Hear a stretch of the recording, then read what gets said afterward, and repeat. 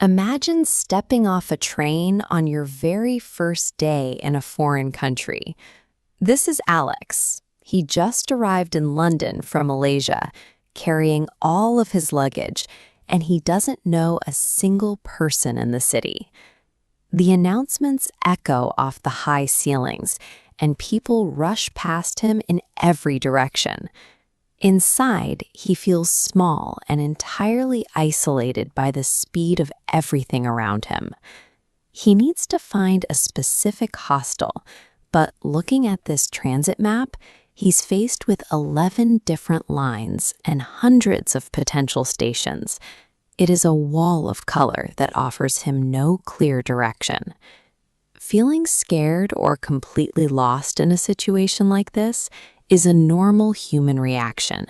It happens to almost everyone who travels, and it is the first step of learning a new place, not a sign that you are failing. Standing still won't get Alex to his room. He takes a breath and decides to approach a passing stranger instead of waiting for the confusion to disappear on its own. He doesn't try to construct a flawless, complex sentence. He simply says, "Excuse me, I need a little help." The stranger stops, listens, and tells him to skip the expensive street taxis. He points Alex toward the underground metro, which costs a fraction of the price.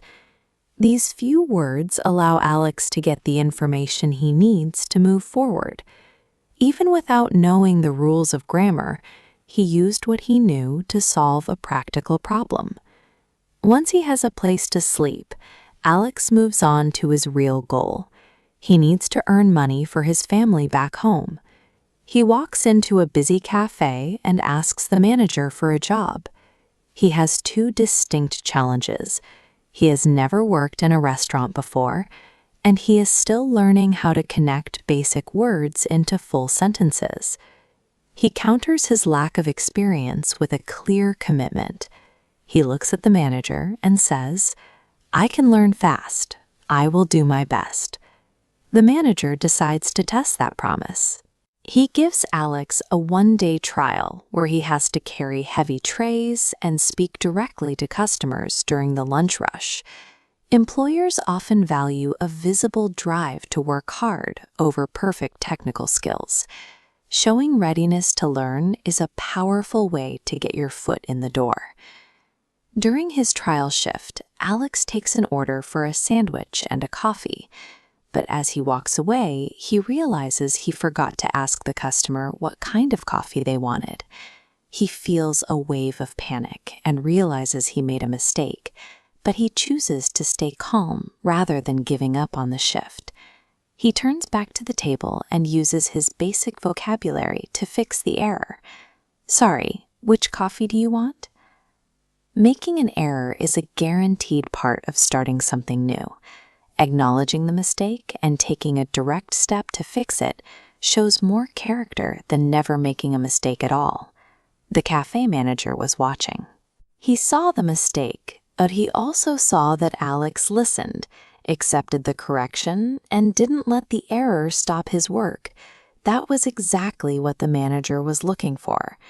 At the end of the shift, he tells Alex he officially has the job. This dynamic isn't unique to London. It plays out for people like Mike and Nancy, who just landed at a massive airport in Chicago. They are tired and facing an unfamiliar city, but they find their way by stopping a stranger and asking, "Can you please tell me where the taxi stand is?"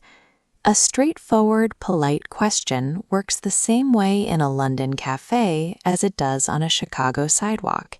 It bridges the gap between being lost and finding your way. These 3 blocks represent 3 specific sentences that can help you handle almost any interaction during your first week in a new place. The first is for when you are lost or confused. Just say, "Excuse me, I need a little help." The second is for when people are speaking too quickly. "Sorry, can you say that again?" The third is for when you are trying to prove yourself in a new role. Say, "I will do my best."